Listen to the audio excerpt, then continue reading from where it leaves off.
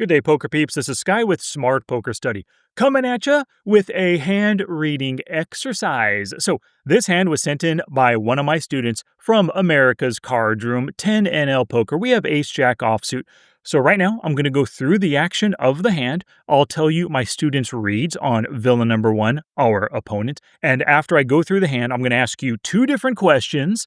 And then it's your job to answer those questions by doing the hand reading for yourself with Flopzilla Pro. Assign that pre-flop range and then narrow that range through the streets to answer the two questions. So everybody folds, our small blind villain limps into the pot. Now at this time, my student told me that he believes that this is a fishy player. He'd only had 10 hands on him. You can see some of his other opponents right here. 34 hands, 94 hands, 186 hands. So a lot more information on other opponents. This one though, he knows that players like this who limp into the small blind, who start off with stats like this, he says they're just fishy players, calling stations in general. So that's exactly how I'm going to treat him as I do my hand reading. He limps in, our hero, my student, ISO raises to 3 big blinds, and then we get a call over here. Flop comes 6, deuce, 7, 2 overs, nut flush draw. Quarter pot bet, my student just calls. Now this gets to the first question. With this flush draw, is calling good or should I have raised? First question for my student. Deuce of clubs hits. Oh, a barrel donk bet right here. And another call. This leads to the second question. Should I have just called or should I have raised right here? And now the river comes a king of spades, giving my student the nut flush on a paired board. Oh, and then a tiny 3.3 and a 13.4 big blinds. At this point, my student decides to raise, but his question to me was, should I have raised 4 more? Villain ends up calling. Now I want you to do the hand reading exercise for yourself and then answer that single question on the flop and the turn. Was calling a good play or should I have raised flop and turn? And on the river, should I have raised more for value?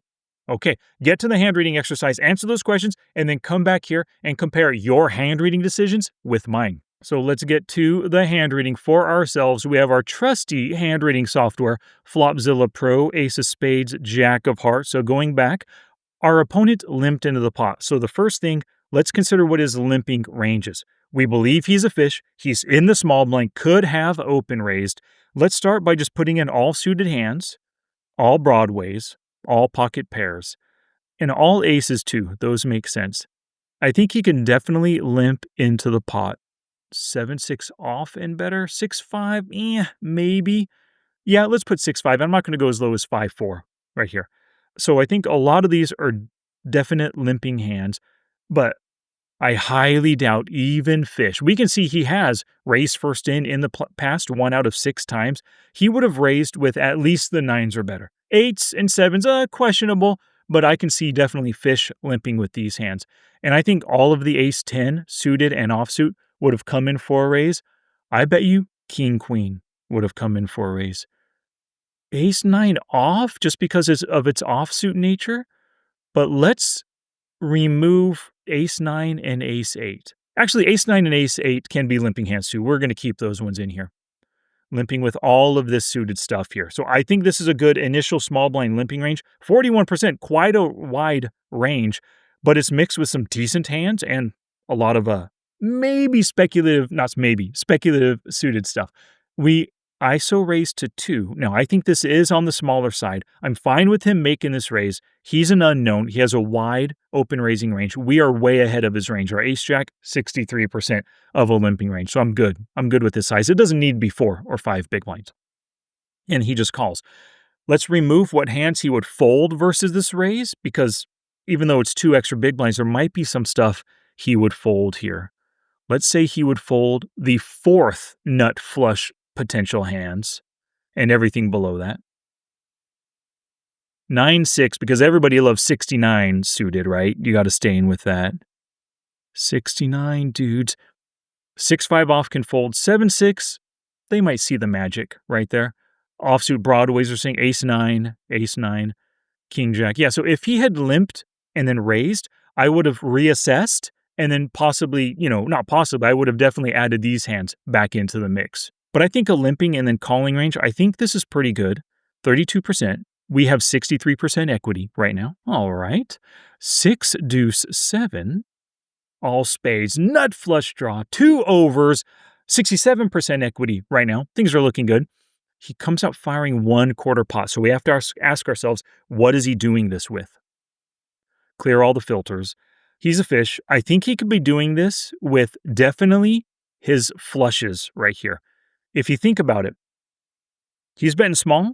We raised pre-flop. He wants us to raise him. He would want to bet with his best hands to get value out of us. So I would have to say flushes are doing this. By the same token, sets are doing it. Sets of 7s, 6s, and deuces. They want value. They want to bet and then re-raise us, is my guess. 2 pair? Sure, I'd be doing that with 2 pair. Over pair? Yep, why not? Top pair now. Yes, all of those could be betting this amount. He would be fine. Like, let's look at the top pairs. Jack 7, suited, right? If we end up folding an ace, a king, a queen, or a 10, he's currently ahead of all those hands, but he avoids us hitting an ace, a king, a queen, or a 10 to beat his pair of 7s. So I think all of those could potentially make at least this one street bluff. So I really think he's doing this with all of his strongest hands and all of his weakest hands.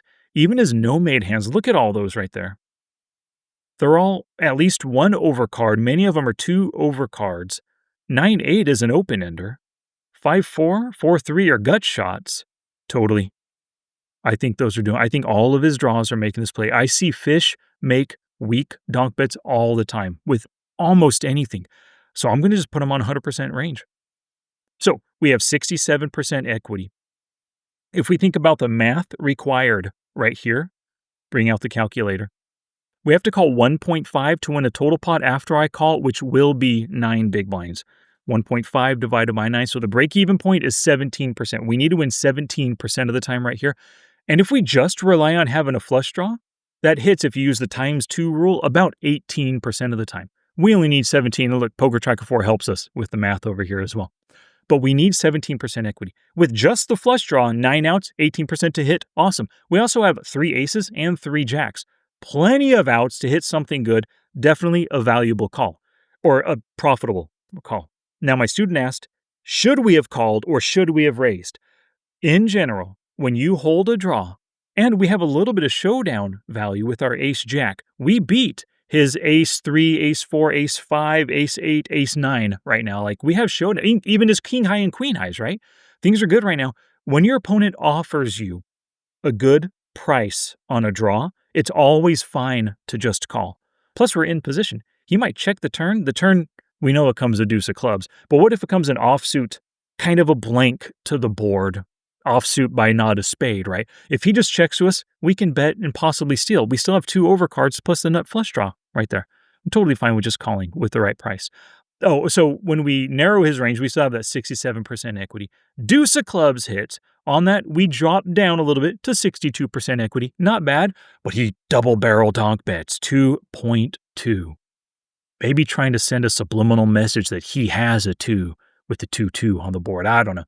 But we end up calling. But before we end up calling, let's ask ourselves, what is he doing this with? What is he double barrel donk betting for a really small amount right here?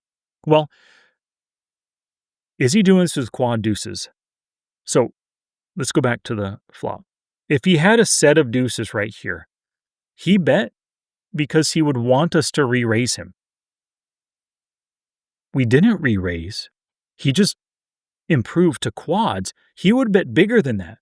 Why not just go 1/3 pot now to 3 big blinds? Why not half pot to 4.5? We weren't scared on the 3 spades with a 7. Why would we be scared on a turn deuce? We wouldn't. He's missing out on value. Now, because he's a fish, maybe he's not good at getting value, but I highly doubt the best hands would be making this tiny bet. So I want to leave out the quads. I want to leave out the full houses. I want to leave out the flushes. All of those, even 4-3. That's a straight flush draw as well, plus a flush. They would all be betting bigger because they want that value, right? 3 of a kind now, he just picked up a deuce, ace deuce, king deuce, 3 deuce. For sure, he'd be betting bigger. Let's not do those. Over pair now with 8s. I think he would possibly be making this tiny bet. Let's put over pairs in. You can kind of think of it as a blocking pair, a blocking bet to prevent us from betting 4.5 or 5 big blinds. And then maybe with his 8s, maybe he's hoping now we can fold an ace-jack if we don't have a spade, right? So if he's doing his over pairs, I think he's doing the small bet with 2 pair. So When I say over pairs and two pair, that doesn't mean it has to be this small, but he could possibly go half pot, 4.5, five big blinds with over pairs and two pairs because he wanted us to raise on the flop potentially. But I think these still fit the smaller betting pattern. Top pairs, sure. Mid pairs, yeah, just trying to bluff us right here or keep control or as a blocking bet so we don't bet bigger so he doesn't have to check call. Pocket pair less than second card. Threes, fours, and fives. Yes, those are making that tiny bet. No made hand. The deuce, he still has overcards, all of his various draws on that deuce. He has no reason to believe that we have a full house right now or trip deuces. I think he's doing this with no made hands as well. I'm going to put all of his draws in because he's a fish and a tiny bet smells like weakness. So we have, against this narrowed range, we haven't narrowed much, right? But we have 68% equity. Things are looking good. We only need 16% chance to win. Right now, like we have more than enough just with our ace high, but with that nut flush draw, things are looking good. I love the call. Once again, giving you the right price on a draw, go ahead and call. Plus, we're in position. He might check on the river, and if we miss our flush, we miss a pair, we just check back, and we do beat his ace-8, ace-9. King of spades hits. Boom.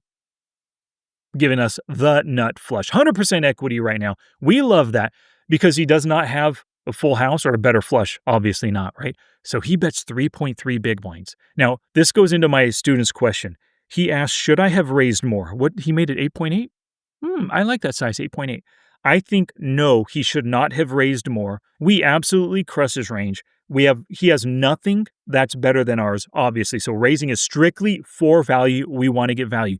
Look at this. His nothing hands are almost 40%, where he has absolutely nothing on this board. Weak pairs? Was it a 7 or worse of a pair? 24%. So it's basically, 62% of his range, almost 2 out of every 3 hands in his range are super weak right now. We want to try to squeak out some value. It's not like he has to have the second nut flush queen high, the jack high third nut flush right now. We're trying to get value out of his weak hands, and he's betting like he's weak. He could be making one last ditch, weak bluff, weak pair, a bad 2 pair. 7, 6. Yeah, that is bad 2 pair, huh? Pocket pair less than top card, 8s. Yeah, it could be all of these hands. Top pair here. Oh, he just rivered a king, but he's betting small because he doesn't want to check call something bigger, like if we have a flush or something. I think so. Good 2 pair. King 6, king 7. Sure. Worried about the flush. A blocking bet once again. So if we think about all these hands that he's betting right here, and all of his flushes too. Like if he's betting 100% of his range, but only the flushes, only 22% of his hands are flushes, they're decently worth calling. We're trying to raise to get called by the good 2 pair, the top pair, pocket pair less than top card as well. And we know that we'll get called by all the flushes because he's a fish. He can't fold right here. So I absolutely love this bet by my student. I think if you would have gone any bigger, only flushes would call, nothing would fold, weak pair folds, bad 2 pair fold. What was that again? 7, 6, yeah. Pocket pair less than 8s, folding. Because it's a fourth flush card right here, right? Top pair, those might call. So really, if we raise bigger, let's say we go 4 times his bet. Let's say we go to 12 big blinds. He's really only calling with 34% of his range. I think it's so much better squeaking out value against all these weaker hands that can possibly call. So I absolutely love this bet, but we know we're taken down with the way we narrowed him. Now he finally has, or he ended up calling right there, and he shows pocket 3s for the 3 high flush, and he had that in his range the entire time. So what lessons did we learn from this one? First off, a few lessons. Tiny bets don't narrow your opponent's ranges that much, or tiny raises even. We raised it too, and he folded hardly any of his hands pre-flop, right? Let's go back to the flop. We removed just this suited stuff and maybe like 6-5 offsuit. Really, that's it. That tiny raise didn't narrow his range that much. And then when he's making tiny bets, at least on the flop, we still kept 100% of his range in. On the turn, that tiny bet, we kept 90% of his range in. So in general, small bets, small raises do not narrow ranges that much at all. But when your opponents make those small bets, it definitely can cap their range right here. And the next big lesson, when your opponent is offering you the right price on a draw, and especially because he's rather unknown, go ahead and make the call. And if you remember at this point with the way we narrowed it, we had so much equity. We're winning more than 2 out of every 3 times right now. I'm totally fine just calling. I don't feel a real need to try to end the hand by popping it up to 12 big blinds. Now it's time for you to take action. Find a hand in your database where you flopped a flush draw on a monotone board. Hopefully you can find a hand where you called on the flop and or the turn, you faced a river bet, and you saw showdown. Go through the hand reading exercise, assign a range, narrow it through the streets, and ask and answer your own important questions based on what happens in the hand. Now, through this hand reading practice, we ran a few different poker math equations. If you need help with your poker math, you have to get my free 7-part Smart Poker Math course. Get it by going to smartpokerstudy.com/free math course. Now, in each of those 7 parts, there is a video that teaches you the math, the formula, give you a hand example, and then I give you action steps so that you can learn the math through practicing it with your own hands and then using the math in game as well. And you're going to learn these 7 key poker math concepts. So once again, to get this, go to smartpokerstudy.com/free math course. I'll see you there.